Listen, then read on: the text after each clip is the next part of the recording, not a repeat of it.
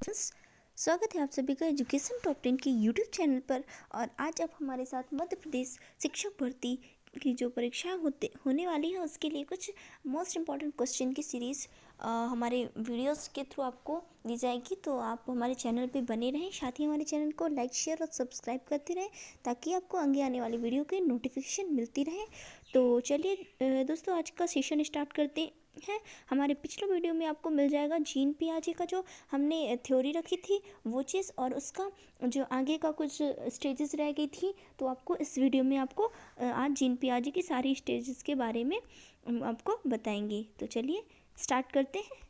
जैसा कि आपको पता है फ्रेंड्स, आपको हम ये जीन पियाजे का जो संज्ञानात्मक विकास कॉग्निटिव डेवलपमेंट थ्योरी है वो पिछले वीडियो में आपको बता चुकी हैं। उसके बाद आपके कुछ स्टेजेस जो रह गई थी, ये जो स्टेज है जीन पियाजे की संज्ञानात्मक विकास की अवस्थाएं हैं उनके बारे में आज आपको ये जीन पियाजे की संज्ञानात्मक विकास की अवस्थाएं हैं जो उनके बारे में आज आपको डिटेल सहित बताएंगे।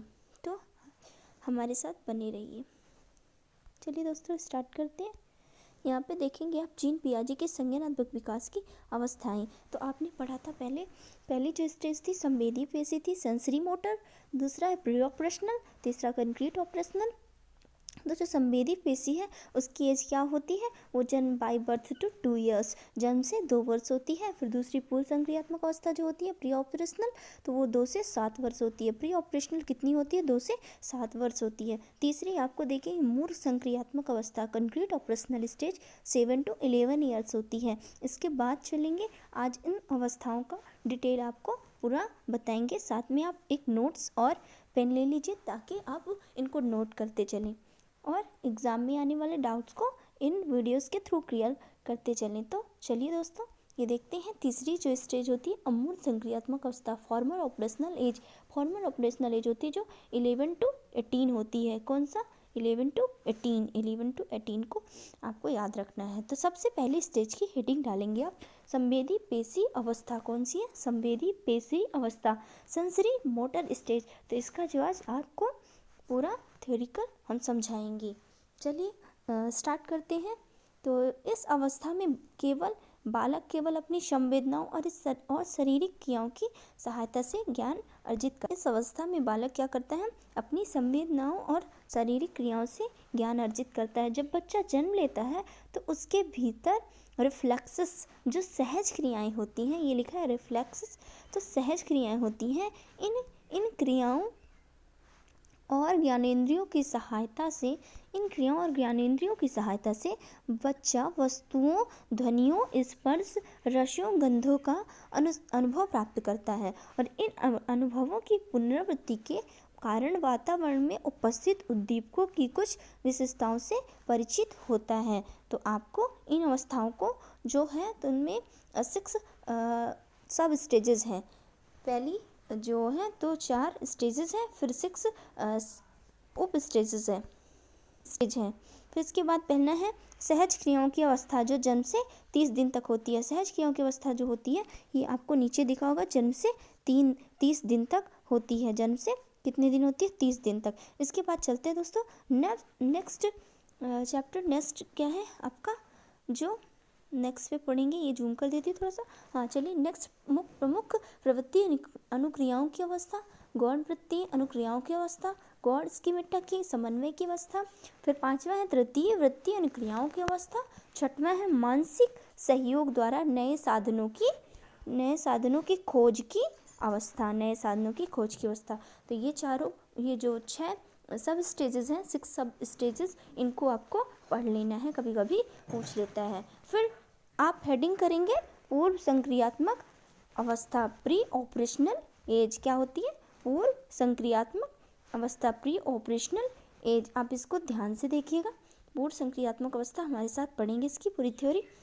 तो स्टार्ट करते हैं। पूर्व संक्रियात्मक अवस्था, इस अवस्था में बालक जो पूर्व संक्रियात्मक अवस्था होती है, पूर्व संक्रियात्मक अवस्था में बालक स्वकेंद्रित व स्वार्थी न होकर दूसरों के संपर्क से ज्ञान अर्जित करता है। जो पूर्व संक्रियात्मक अवस्था होती है इसमें बच्चा स्वार्थी नहीं होता है, वो दूसरों के साथ संपर्क में रहकर ही ज्ञान अर्जित कर लेता है। अब वह खेल, अनुकरण, अनुकरण करता है दूसरों की, बड़ों की, और चित्र निर्माण करता है तथा भाषा के माध्यम से वस्तु के संबंध में जानकारी अधिक बढ़ाता है, धीरे धीरे प्रतीकों को ग्रहण करता है।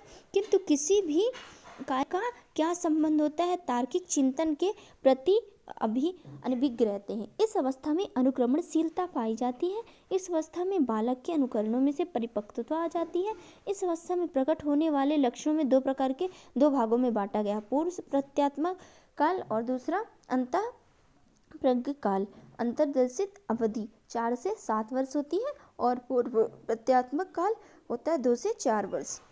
तो दोस्तों आपको तीसरी अवस्था पढ़नी है, मूर्त संक्रियात्मक अवस्था। मूर्त जो दिखाई देता है और अमूर्त जो दिखाई नहीं देता है। तो आपको क्या पढ़ना है, तीसरी स्टेज मूर्त संक्रियात्मक अवस्था।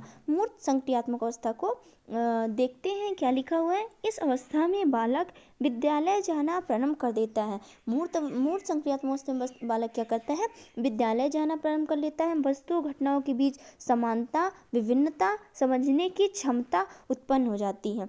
इस अवस्था में बालकों की संख्या बोध, वर्गीकरण, क्रमानुसार व्यवस्था, किसी भी वस्तु व्यक्ति के मध्य पारस्परिक संबंध का ज्ञान हो जाता है। वह तर्क कर सकता है। इस अवस्था में बच्चा तर्क कर सकता है। संक्षेप में वह अपने चारों ओर के पर्यावरण के साथ अनुकूल करने के लिए अनेक नियम सीख लेता है। तो यहाँ तक आपको पूर्व संक्रियात्मक एक बार और दिखा देते हैं। आप इनको नोट्स बना के और लिख लीजिए।